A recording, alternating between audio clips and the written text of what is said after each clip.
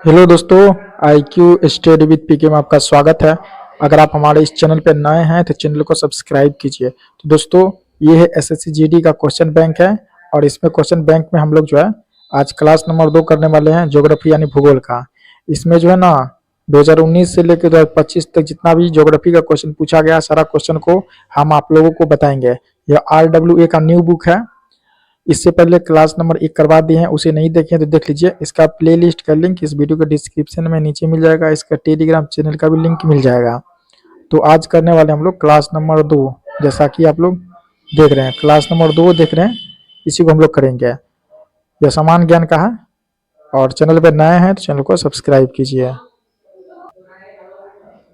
इसमें हम लोग जो है ना ज्योग्राफी का जो है ना आपको वन लाइनर फॉर्म जितना भी क्वेश्चन था सारा हम बता दिए हैं, उसे आप लोग देख लीजिएगा। इसका प्ले लिस्ट के माध्यम से देख लीजिएगा, ठीक है। और आज जो हम लोग स्टार्ट करने वाले हैं ऑब्जेक्टिव फॉर्म में इस टाइप का क्वेश्चन जो स्टार्ट करेंगे। तो क्वेश्चन स्टार्ट होगा भारत का भूगोल से। उससे पहले चैनल पर नए हैं तो चैनल को सब्सक्राइब कीजिए और अपने दोस्तों में शेयर कीजिए। तो चलिए आज का पहला प्रश्न से हम स्टार्ट करते हैं।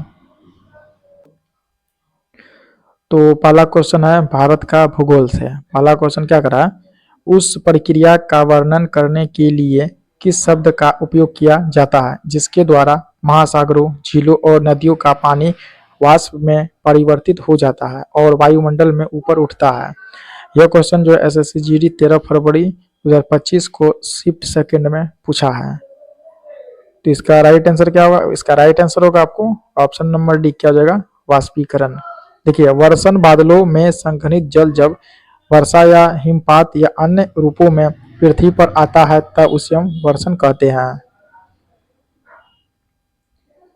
परासरण का अर्थ है जल के अणुओं का एक अर्ध पारगम्य झिल्ली से होकर गुजरना।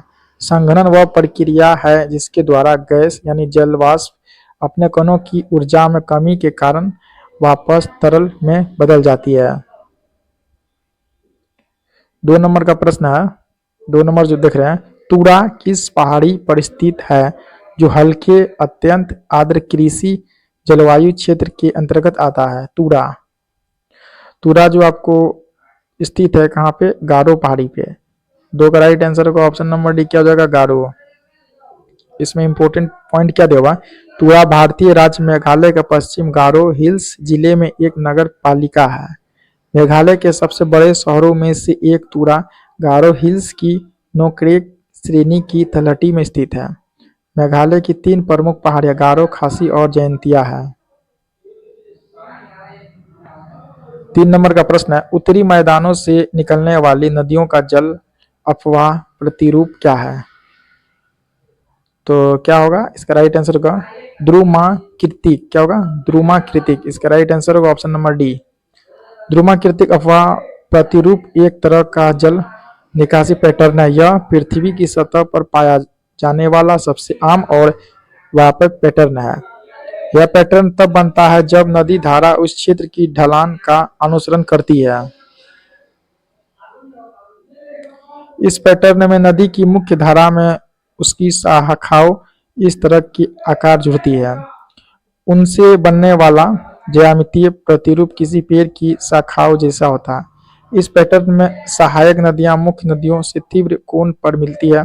सिंधु, गोदावरी, महानदी, कावेरी तथा कृष्णा नदी ध्रुवाकृतिक अफवाह प्रतिरूप का उदाहरण है। 4 नंबर प्रश्न है, ताम्रपाषाण काल की मालवावस्थी की अत्यधिक समानता निम्नलिखित में से किस स्थान पर पाई गई है? तो इसका राइट आंसर होगा ऑप्शन नंबर डी, क्या हो जाएगा? मध्य नर्मदा बेसिन में। सबसे बड़ी ताम्रपाषाण बस्तियां नर्मदा तथा उसकी सहायक नदियों के क्षेत्र नर्मदा टोली, एरन, नागदा आदि में पाई जाती है। नर्मदा नदी मध्य प्रदेश में अमरकंटक पहाड़ी से निकलती है। यह एक दरार घाटी से होकर बहती है। 5 नंबर का प्रश्न, भारत में वर्षा आधारित क्षेत्रों के लिए राष्ट्रीय जल संभर विकास परियोजना की शुरुआत कब की गई थी? तो इस परियोजना की शुरुआत किया गया था आपको 1990-91 में। इसका राइट आंसर होगा ऑप्शन नंबर ए, क्या हो जाएगा? 1990 से 91। जल संभर प्रबंधन पानी की उपलब्धता को बढ़ाना है, भूमिगत जल स्तरों को नीचा होने से रोकना है, मृदा अपरदन और बाढ़ को रोकना है। भारत में 1970 के दशक में जल संभर प्रबंधन से संबंधित अनेक कार्यक्रम की शुरुआत की गई। 1990 के दशक में व्यापक स्तर पर इसका प्रयास किया गया। 6 नंबर का प्रश्न है, निम्नलिखित में से कौन सी नदी प्रायद्वीपीय पठार से नहीं निकलती है? कौन सी नदी नहीं निकलती है प्रायद्वीपीय पठार से? देखिए, महानदी निकलती है, सोन भी निकलती है, चंबल निकलती है, लेकिन ऑप्शन नंबर डी में जो देख रहे हैं सॉरी ऑप्शन नंबर बी में जो देख रहे हैं गंडक, ये नहीं निकलती है। इसका आंसर होगा ऑप्शन नंबर बी, गंडक। प्रायद्वीपीय पठार से निकलने वाली प्रमुख नदियां जो पूर्व की ओर बहती है वे है गोदावरी, कृष्णा, कावेरी और महानदी। प्रायद्वीपीय पठार से पश्चिम की ओर बहने वाली नर्मदा नदी और ताप्ती है। गंडक नदी तिब्बत नेपाल सीमा के पास से निकलती है, नेपाल और बिहार से होते हुए गंगा नदी में मिल जाती है। इसे काली गंडकी या नारायणी के नाम से भी जाना जाता है। 7 नंबर का प्रश्न है, भारत के इनमें से किस पड़ोसी देश में मिलियन शहरों की संख्या सबसे अधिक है? मिलियन, तो ये होगा वो पाकिस्तान। ऑप्शन नंबर बी क्या होगा इसका आंसर? पाकिस्तान। अब यहाँ क्या दिया हुआ? पाकिस्तान में 10 लाख से अधिक जनसंख्या वाले प्रमुख नगरों में कराची, लाहौर, फैसलाबाद, रावलपिंडी और गुजरानवाला शामिल है। बांग्लादेश में 10 लाख से अधिक जनसंख्या वाले प्रमुख नगरों में ढाका राजधानी है जो चटगांव और खुलना है। नेपाल में 10 लाख से अधिक जनसंख्या वाला एकमात्र शहर काठमांडू है। श्रीलंका में कोई भी शहर 1 मिलियन तक नहीं पहुंच पाया है। 8 नंबर का प्रश्न है, पश्चिमी जेट स्ट्रीम किस क्षेत्र से पश्चिमी विक्षोभ को भारतीय उपमहाद्वीप में लाने के लिए उत्तरदायी है? तो इसका राइट आंसर होगा ऑप्शन नंबर बी क्या हो जाएगा? भूमध्य सागर। क्या होगा? भूमध्य सागर होगा इसका, जो पश्चिमी जेट स्ट्रीम को पश्चिमी विक्षोभ को भारतीय उपमहाद्वीप में लाती है।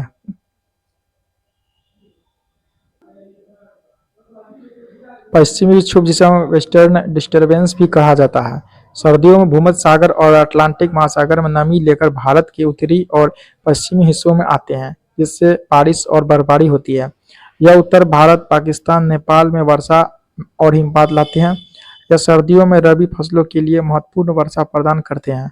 कभी कभी यह शीतलहर और घना कोहरा भी ला सकता है।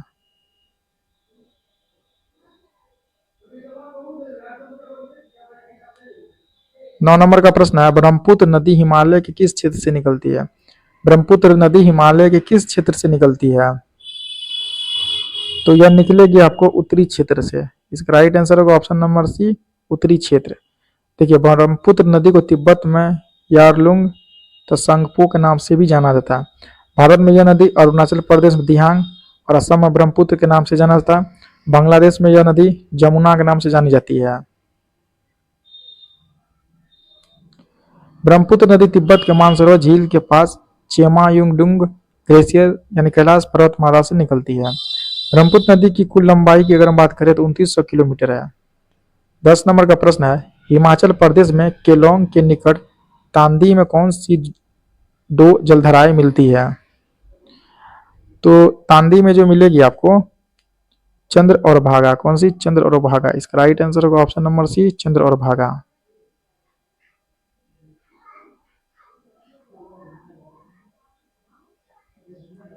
हिमाचल प्रदेश के लाहौल और स्पीति जिले में तांडी नामक स्थान पर चंद्र और भागा नदियां मिलती है, जहां वे मिलकर चंद्रभागा नदी, जिसे चिनाब नदी भी कहा जाता है, का रूप लेती है। संगम स्थल इसका तांडी है। नदियां चंद्र और भागा, नई नदी चंद्रभागा यानी चिनाब, स्थान हिमाचल प्रदेश के लाहौल और स्पीति जिले से है। 11 नंबर का प्रश्न है, सिंधु नदी भारत में कहां से प्रवेश करती है? सिंधु नदी भारत में कहां से प्रवेश करती है? तो यह प्रश्न पूछा गया है 20 फरवरी 2025 को शिफ्ट फर्स्ट में। यह प्रवेश करेगी आपको लद्दाख से। कहां से? लद्दाख से। इसका राइट आंसर होगा option number A, Ladakh. Sindhu नदी, जिसे इंडस नदी के नाम से भी जाना जाता है, का उद्गम तिब्बत के मानसरोवर झील के पास सिन का बाब नामक जलधारा से माना जाता है। सिंधु नदी की कुल लंबाई जो है 2880 किलोमीटर है, जबकि भारत में इसकी लंबाई 1114 किलोमीटर है। सिंधु नदी की प्रमुख सहायक नदियों में झेलम, चिनाब, रावी, व्यास और सतलज शामिल है। भारत और पाकिस्तान के बीच वर्ष 1960 में सिंधु जल समझौता हुआ था, जो सिंधु नदी के जल के बंटवारे से संबंधित था।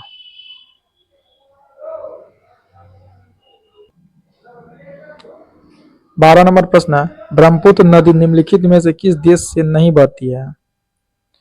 देखिए, चीन से बहती है, ठीक है, भारत से बहती है, बांग्लादेश से बहती है, लेकिन नेपाल से जो ना, नेपाल से नहीं बहती है। इसका आंसर होगा option number B, Nepal. Brahmaputra नदी तिब्बत, भारत और बांग्लादेश से बहती है। यह नदी नामचा बरवा पर्वत के पूर्वी किनारे के सहारे अरुणाचल में यानी भारत में प्रवेश करती है। असम में यह नदी गोमफिल जल मार्ग बनाती है। इसी के चलते यह नदी असम में विश्व के सबसे बड़े नदी द्वीप माजुली का निर्माण करती है। इसके पश्चात यह नदी बांग्लादेश में प्रवेश करती है। बांग्लादेश में ब्रह्मपुत्र नदी को जमुना और गंगा नदी को पद्मा के नाम से जाना जाता है। जमुना नदी पद्मा नदी से मिलती है और पद्मा मेघना से मिलकर बंगाल की खाड़ी में गिरती है। 13 नंबर का प्रश्न, कौन सी पर्वतमाला त्रिभुजाकार है जिसका शीर्ष रत्नापुरी पर है तथा अन्य दो भुजाएं ताप्ती और पवित्र नर्मदा नदी के समानांतर है? तो देखिए, यह होगा आपको ऑप्शन नंबर डी, इसका राइट आंसर होगा सतपुरा पर्वतमाला। सतपुरा पर्वतमाला, सतपुरा श्रृंखला गुजरात, महाराष्ट्र और मध्य प्रदेश की सीमा से होकर पूर्व में छत्तीसगढ़ तक फैली हुई है। यह श्रृंखला उत्तर में विंध्य श्रृंखला के समानांतर है और ये दो पूर्व पश्चिम पर्वतमालाएं भारतीय उपमहाद्वीप को उत्तर भारत के इंडो गंगा के मैदान और दक्षिण में दक्कन के पठार में विभाजित करती है। नर्मदा नदी अमरकंटक में सतपुरा के उत्तर पूर्वी छोर से निकलती है और सतपुरा में विंध्य पर्वतमाला के बीच से गुजरती है। नर्मदा नदी सतपुरा पर्वत श्रृंखला के उत्तरी ढलान से होती है और अरब सागर में मिल जाती है। 14 नंबर का प्रश्न, किस राज्य के गंगा डेल्टा और तटीय मैदान जुलाई और अगस्त में लगभग हर तीसरे या पांचवें दिन भारी बारिश के साथ तूफान से प्रभावित होते हैं? तो ये राज्य आपको कौन से? तो ओडिशा। इसका राइट आंसर होगा ऑप्शन नंबर बी, ओडिशा। 15 नंबर का प्रश्न है, उत्तराखंड का कौन सा भू आकृतिक क्षेत्र हिमाद्री के नाम से जाना जाता है? इस क्षेत्र में जास्कर और महान हिमालय पर्वतमाला के खंड शामिल है। तो इसका राइट आंसर होगा ऑप्शन नंबर ए, उत्तरी। उत्तर से दक्षिण की ओर हिमालय का महान हिमालय हिमाद्री तथा मध्य हिमालय हिमाचल और शिवालिक में विभाजित किया जा सकता है। हिमाद्री के नाम से हिमालय की महान हिमालय यानी ग्रेट हिमालयाज श्रेणी जानी जाती है, जो हिमालय की सबसे ऊंची श्रेणी है। हिमाद्री महान हिमालय में माउंट एवरेस्ट, कंचनजंगा, मकालू, धौलागिरी, अन्नपूर्णा, नंगा पर्वत, नंदा देवी और कामेट पर्वत शामिल है। 18 नंबर प्रश्न है, नीलगिरी सबसे पुरानी पर्वत श्रृंखला में से एक है। नीलगिरी सबसे पुरानी पर्वत श्रृंखला में से एक है, किन 3 राज्यों के त्रिसीमा पर स्थित है? यह स्थित तमिलनाडु, केरल, कर्नाटक। किस पे? तमिलनाडु, केरल, कर्नाटक। इसका राइट आंसर होगा option number B, Tamil Nadu, Kerala, Karnataka. Nilgiri पर्वत श्रृंखला दक्षिण भारत में तमिलनाडु, केरल और कर्नाटक राज्य से मिलकर स्थल पर स्थित है। नीलगिरी पर्वत श्रृंखला की सबसे ऊंची चोटी डोडा बेटा है, जो 26 से 37 मीटर ऊंची है। नीलगिरी एक प्रसिद्ध पर्यटन स्थल है जिसमें ऊटी यानी उदंग मंडलम और अन्य हिल स्टेशन। नीलगिरी में सदाबहार वन, 16 घास के मैदान और कंटीली झाड़ियां पाई जाती है। टोडा, कुरुम, पनिया और अदियन यहाँ रहने वाली प्रमुख जनजाति है। 17 नंबर प्रश्न है, सर्दियों में भारत के उत्तरी मैदानों में तापमान जल के हिमांक से अधिक नहीं गिरता, क्योंकि किसके कारण? देखिए, हिमालय शीत साइबेरियाई पवनों को भारत में प्रवेश करने से रोकता है। इसका राइट आंसर होगा ऑप्शन नंबर बी।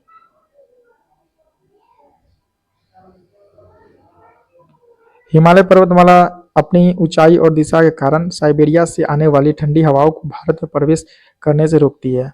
हिमालय की वजह से भारत में अपेक्षाकृत हल्की सर्दी पड़ती है, जबकि मध्य एशिया में तापमान काफी कम रहता है। हिमालय की ऊंचाई और दिशा मानसून की हवाओं को भी प्रभावित करती है, जिसमें भारत में अच्छी बारिश होती है। 18 नंबर प्रश्न है, पृथ्वी पर 2 सबसे अधिक वर्षा वाले स्थान कौन से, जहां एक वर्ष में 1080 सेंटीमीटर से अधिक वर्षा होती है? तो ये 2 स्थान भारत में है, कहाँ पे है?